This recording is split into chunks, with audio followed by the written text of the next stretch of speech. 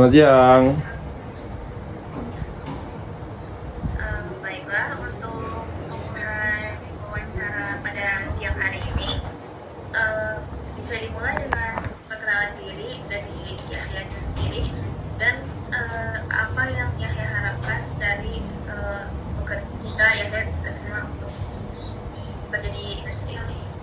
Oke, selamat siang teman-teman semua. Perkenalkan, nama saya Muhammad Yahya Wijaya. Saya lulusan dari program studi Teknik dan Manajemen Lingkungan Sekolah Vokasi IPB University. Tentunya harapan saya juga ingin berkontribusi besar dalam industri ini agar mungkin apa yang bisa saya berikan akan berdampak besar pada industri ini.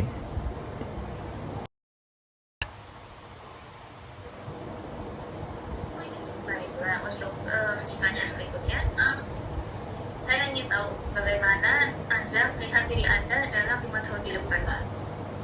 Baik, mungkin saya belum bisa menjelaskan secara detail apa yang akan terjadi dan apa yang saya dapatkan selama 5 tahun ke depan. Namun tentunya saya punya goals atau visioner yang bisa saya ceritakan dan bisa saya dapatkan. Tentunya 5 tahun ke depan saya ingin saya bisa berkontribusi lebih pada industri ini dan juga meningkatkan kapabilitas, soft skill dan hard skill saya terutama di bidang perusahaan ini. Dan juga mungkin apa yang bisa saya berikan tentunya akan berdampak besar pada perusahaan ini selama 5 tahun ke depan selama saya dapat bekerja di perusahaan ini.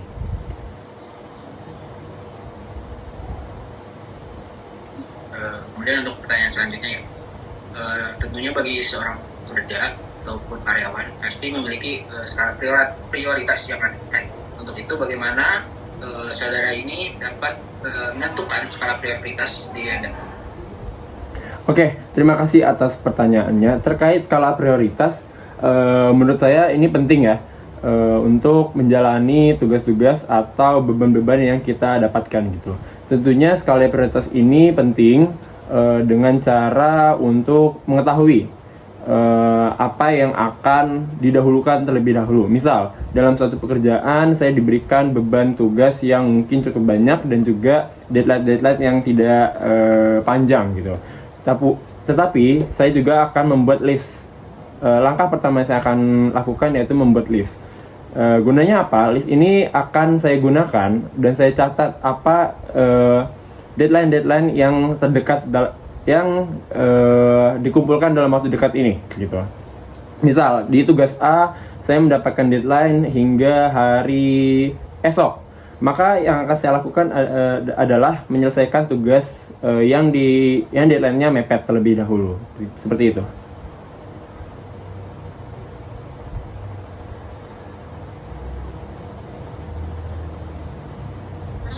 Untuk dari saya sendiri, bagaimana Anda menghadapi tekanan atau tantangan dalam pekerjaan agar tetap produktif di dunia kerja? Maaf, boleh diulang pertanyaannya karena di sini tidak jelas atau putus-putus. Saya ulangi sekali lagi ya. Baik. Bagaimana, sudah terdengar saudara ya? Sudah. Bagaimana Anda menghadapi tekanan atau tantangan dalam pekerjaan agar tetap produktif di dunia kerja? Oke, terima kasih pertanyaannya terkait tekanan atau pressure dalam pekerjaan. Itu hal yang sudah biasa terjadi ya tentunya. Namun saya sudah memahami bagaimana saya menghadapi tekanan-tekanan yang ada. Karena sebelumnya saat saya berkuliah pun saya juga diberi amanat yang cukup banyak dalam berorganisasi dan juga tugas-tugas yang diberikan oleh dosen tentunya. Nah, bagaimana saya menghadapinya? Tentu tidak dihadapi dengan panik.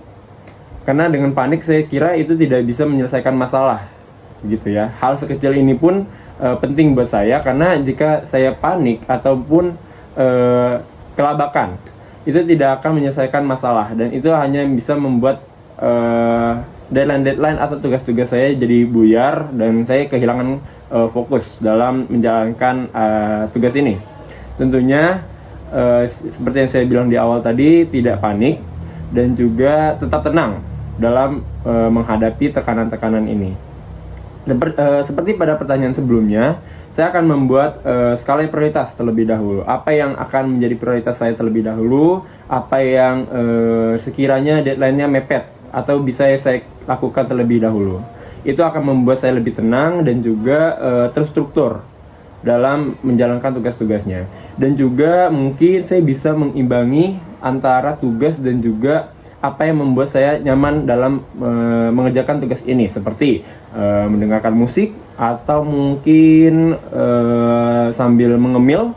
Nah, itu mungkin hal-hal sekecil itu membuat saya lebih nyaman dan juga tidak tertekan dalam menjalankan tugas yang telah diberikan ataupun amanat-amanat yang saya pegang. Kurang lebih seperti itu. Terima kasih. Saudara ya, jika nantinya saudara diterima di perusahaan kami, tentu pada saat bekerja pasti ada yang namanya konflik. Bagaimana cara Anda menangani konflik tersebut jika konflik itu terjadi di tim kerja Anda sendiri? Konflik yang terjadi pada tim perusahaan ya, seperti itu ya, Mas? Tentunya konflik yang terjadi terutama pada tim kerja ya, itu sangat sangat sering terjadi dalam tim bekerja. Saya sering sekali menyelesaikan permasalahan dalam tim kerja kelompok dan lain sebagainya.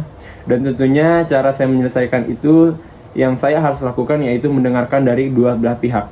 Saya tidak akan bisa menerima atau menyelesaikan masalah hanya dari satu pihak, karena ini hanya menimbulkan konflik atau memperbesar masalah tentunya, dan juga tidak menemukan titik terang dari permasalahan yang terjadi.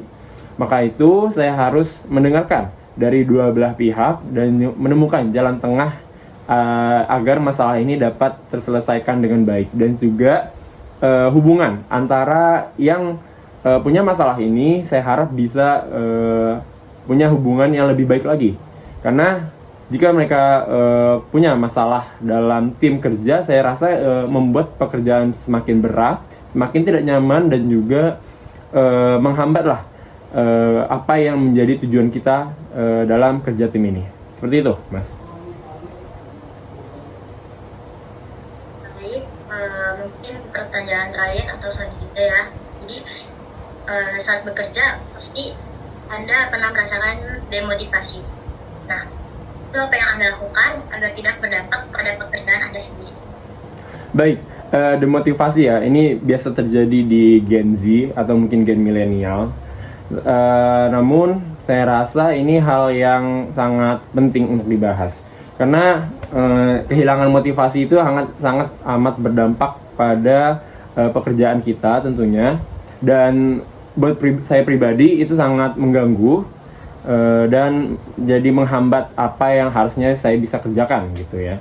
Demotivasi, saya rasa saya bisa melakukan hal-hal seperti yang saya mention sebelumnya. Saya mendengarkan lagu, atau mungkin dengan makan makanan ringan, atau mungkin melakukan hal yang membuat saya nyaman. Itu akan mengembalikan motivasi saya dalam bekerja. Saya bisa lebih fokus dalam mengerjakan tugasnya, dan juga saya punya semangat kembali untuk mengerjakan deadline tugas yang akan saya hadapi, seperti itu. Jadi mungkin saya membuat diri saya lebih nyaman di lingkungan saya sendiri, buat saya pribadi juga, agar pekerjaan-pekerjaan yang saya hadapi, yang saya dapatkan ini bisa lebih terstruktur, dan saya bisa menyelesaikannya dengan baik. Seperti itu kurang lebih. Baik, terima kasih Yahya sudah meluangkan waktunya untuk wawancara hari ini. Kami akan mengabari hasilnya setelah semua peserta selesai diwawancarai. Semoga apapun hasilnya nanti tetap semangat dan terus berkembang. Baik, terima kasih kepada Mbak dan Mas yang sudah mewawancarai saya hari ini. Semoga saya mendapatkan kabar baik dari teman-teman semua. Terima kasih, saya izin pamit undur diri.